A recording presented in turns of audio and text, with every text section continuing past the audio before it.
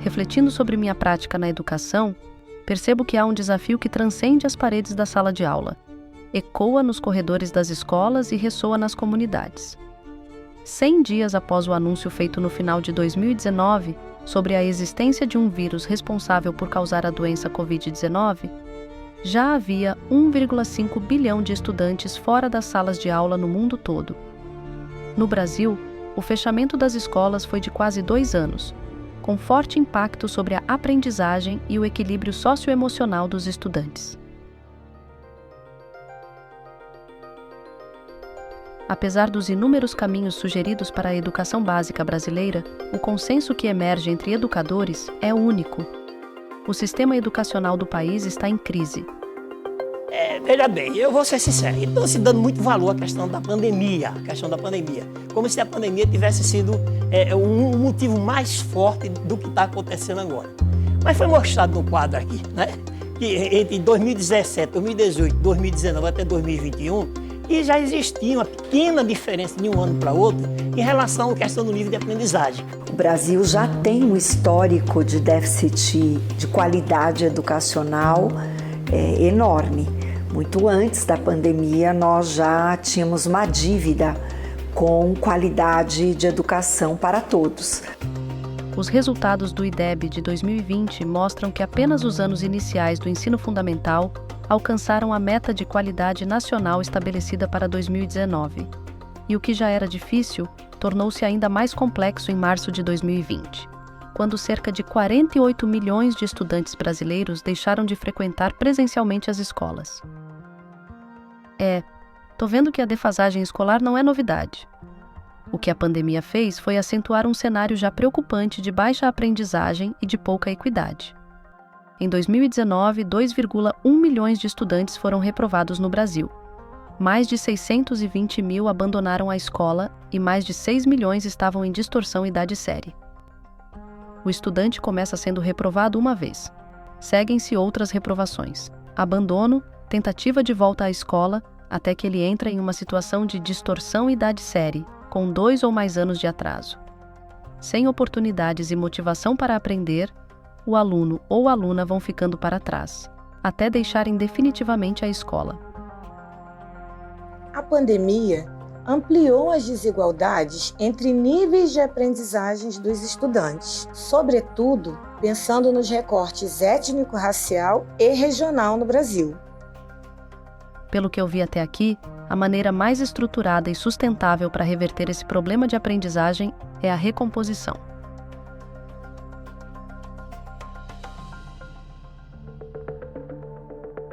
Foi durante as pesquisas que descobri que apenas 1 em cada 5 países possuía uma estratégia ou plano explícito e abrangente para recuperar e acelerar a aprendizagem após a reabertura das escolas.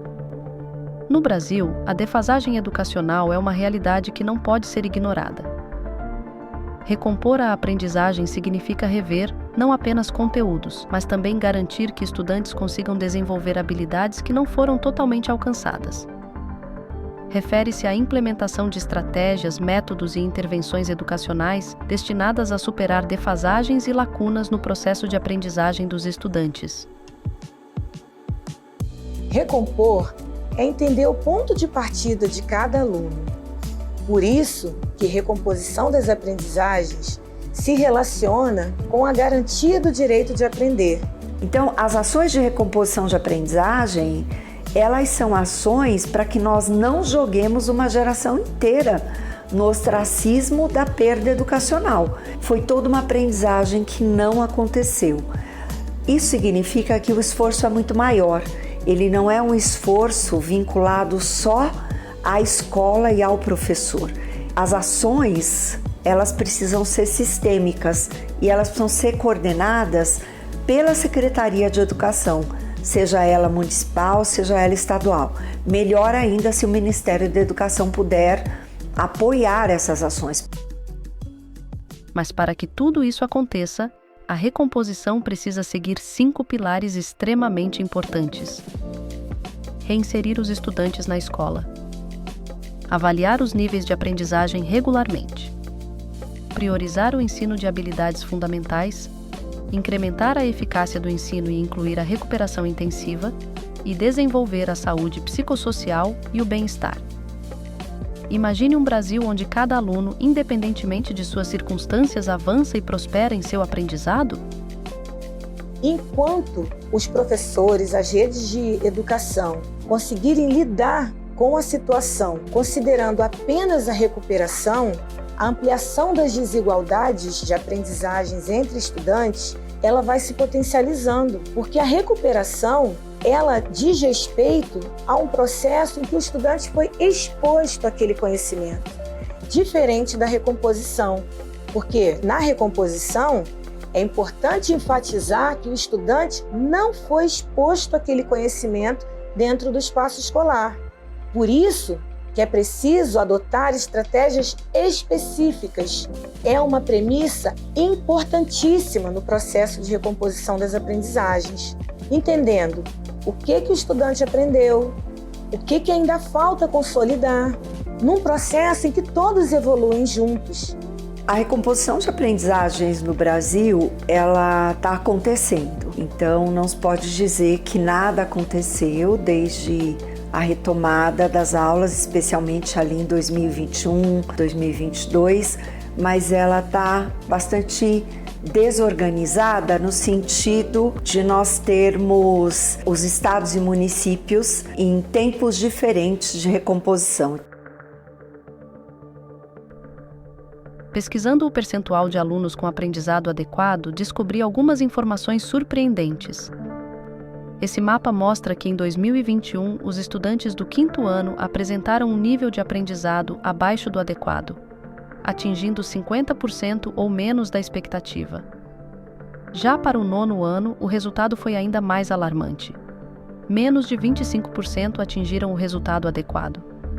O que significa que 75% dos estudantes do 9º ano apresentaram resultados insuficientes nos níveis de aprendizagem de matemática. Mas isso não é tudo. Aqui está a parte realmente assustadora. O desempenho em matemática e português está em declínio em todas as etapas educacionais. Os dados não mentem. Nos anos finais do ensino fundamental, estudantes do 9º ano estão vendo a proficiência cair em matemática. E no ensino médio, a variação não é menos preocupante. Esses números não são apenas estatísticas, são chamados para a ação. Estamos tratando aqui das questões do ensino fundamental, por exemplo, dos anos finais, do 6º ao 9º ano. E aí, trabalhar essa questão da perda pedagógica, do que não foi possível trabalhar durante o período, traz na proposta da recomposição uma oportunidade de recuperar o que não foi trabalhado, de rever, de revisitar essas expectativas e essas habilidades. Nesse sentido, trabalhamos a questão da recomposição, que é trabalhar para compor o que ainda não foi alcançado. Os estudantes brasileiros, eles têm defasagens, por exemplo, com conversão monetária, com calcular a distância. Pensando que a matemática faz parte do nosso cotidiano, desde que nós acordamos, é importante entender que impactos que isso significa na vida desses estudantes que estão diariamente nas nossas mãos, como professores de matemática. Iniciativas como o Avançar para uma Matemática Engajadora viram esses dados e entenderam o chamado como uma oportunidade para contribuírem para a transformação do futuro do Brasil. Eu já via que talvez precisássemos fazer algum tipo de material que apoiasse uma recomposição de aprendizagens ou uma espécie de apoio às escolas, às redes, aos próprios professores, para eles entenderem num processo de implementação por onde começar, pensando no conceito de priorização de aprendizagens. Esse conceito de aprendizagens prioritárias, ele é um conceito que muitos países utilizam em situações de crise ou de transição curricular, justamente porque você, diante de um currículo complexo, robusto, você faz algum processo de transição para acolher os estudantes de modo que o professor não fique com aquela sensação de isto é tão distante dos meus estudantes que eu nem posso implementar, ou já que é para ter esse currículo, vou tocar o currículo do jeito que ele é e os alunos que venham atrás. Mas diante da complexidade e urgência do problema que os dados mostram, como iniciativas como essa podem abordar a recomposição de aprendizagem de forma estruturada e sustentável? Nós temos resultados muito baixos na aprendizagem da matemática. Então, perceber o avançar com essa ferramenta que apoia o professor e que a gente consegue desenvolver um trabalho voltado para as habilidades e, com isso, conseguir um resultado melhor, isso é muito instigante. O avançar deu foco. O avançar diz, precisamos olhar para a matemática, mas ele trouxe onde é que a gente precisava olhar. O avançar é disruptivo em 2 grandes pontos. O primeiro ponto da disrupção é trabalhar com o escopo sequência. Porque sequências didáticas nós temos muitas e elas estão disponíveis em muitas plataformas. Então, quando nós escolhemos os planos de aula, que são as sequências didáticas que aparecem para o professor desenvolver, elas têm uma organização que diz assim, olha, primeiro isso, depois isso, depois isso, depois isso. E o outro ponto de disrupção é o material do aluno, porque o material do aluno, ele é todo focado para desenvolver protagonismo, autonomia de estudo, autoconfiança e autogestão. E aí nós vamos desenvolvendo competências gerais da base, ao mesmo tempo que competências específicas de matemática, de resolução de problemas, de desenvolvimento de comunicação. O avançar, quando apoia o professor na organização das suas aulas, quando traz um planejamento reverso que vai entender o que o aluno precisa aprender e dar pistas de como que ele pode aprender, e que avaliação precisa ser feita para monitorar se o aluno de fato aprendeu, é uma estratégia muito potente para dar esse significado para a educação matemática que a gente tanto destaca. Iniciativas incríveis como essa estão acontecendo pelo país, mas precisamos entender que elas não devem encerrar com apenas 1 ano de trabalho. A recomposição de aprendizagem tem um potencial transformador. Próprios professores relatavam para a gente que as avaliações que eles tinham notado essa melhora assim, muito significativa. Eles falavam, olha, era aluno que antes acertava 2 questões quando eu dava a avaliação. E agora eles estão acertando assim, mais que a metade. Então eu percebi de uma avaliação para outra essa diferença, esse salto que eles deram. E aí quando a gente faz isso, a gente não está impactando o resultado de SAEB. A gente não está impactando uma nota, uma média. A gente está impactando um indivíduo que desenvolveu habilidades que ele vai levar para o ensino médio e para a vida. Então, isso faz diferença na vida das pessoas, no lugar onde elas estão. E isso é muito potente, né? E recomposição das aprendizagens significa dar um passo para trás? Não, ao contrário. Recompor as aprendizagens significa dar muitos passos à frente, sobretudo porque estamos falando de assegurar o direito de aprender. É possível construir sonhos a partir do momento que o conhecimento é fortalecido no espaço escolar. Há alunos entrando na escola agora. Esses alunos não podem precisar de recomposição de aprendizagens.